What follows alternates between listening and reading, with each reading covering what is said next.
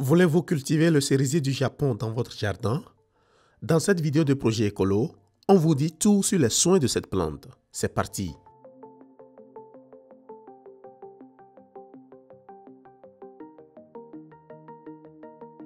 Lumière, température et emplacement. Étant une plante qui produit des fruits, elle a besoin d'une exposition en plein soleil et elle doit bénéficier de 3 mois de froid pour que les fleurs puissent apparaître. Bien qu'elle résiste au froid, la température ne doit pas dépasser moins 10 degrés Celsius ou moins 15 degrés Celsius. En ce qui concerne l'emplacement de ces plantes, il ne faut pas les planter trop serrées les unes contre les autres en raison de la large couronne. Dans le même sens, évitez d'exposer votre cerisier du Japon à des vents forts, car faisant ainsi, la plante peut perdre ses pétales. Découvrez d'autres plantes d'extérieur résistantes au soleil et au froid dans la vidéo que nous vous laissons ici. Terreau et engrais. Le cerisier peut être cultivé dans tout type de sol, à condition qu'il ne soit pas très argileux ni très humide. Il doit être bien aéré et léger, car il développe de longues racines. Un mélange de sol universel à base de tourbe, de vers de terre et de vermiculite sera suffisant. Le sol doit être modérément fertile. Une couche superficielle de turicule peut être placée chaque année pour remplacer les nutriments consommés.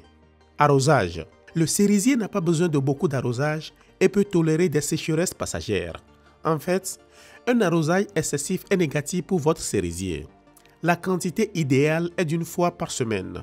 Lorsque la température augmente, l'arrosage doit être augmenté pour éviter un stress hydrique négatif pour le cerisier. Taille. Les cerisiers supportent mal la taille, il ne faut donc les tailler que de temps en temps. La fréquence idéale est de le faire tous les 5 ou 10 ans, pendant la période de dormance végétative, entre novembre et mars. La taille doit viser à couper les branches anciennes, malades ou celles qui ont poussé vers l'intérieur de l'arbre, afin que les fruits se développent le plus près possible du centre de l'arbre. Avant de continuer, mettons-nous à l'épreuve, voulez-vous? Quelle est la tradition japonaise associée à la contemplation des fleurs de cerisier? A. Hanami. B. Likebana. C. Origami. D. Sumo. Réfléchissez bien car à la fin de la vidéo, vous pouvez vérifier si vous avez réussi. Aimez-vous la vidéo? N'oubliez pas que vous pouvez aider la chaîne à continuer à se développer avec un super thanks. Comment reproduire le cerisier du Japon? Le moyen le plus simple de le reproduire est le greffage.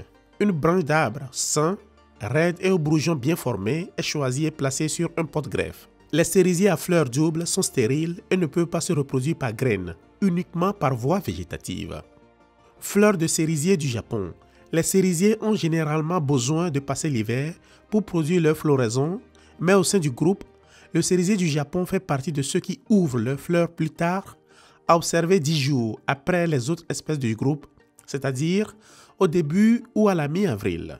Les fleurs durent moins d'1 semaine et se faneront plus rapidement si la température est élevée ou s'il y a des vents forts. La chaleur de la fin du printemps affecte négativement les fleurs, notamment une augmentation inattendue de la température. Pour favoriser la floraison, vous pouvez appliquer de l'engrais 1 fois par an et veiller à ce qu'elles aient 3 mois de froid avant avril. Bonsaï cerisier japonais.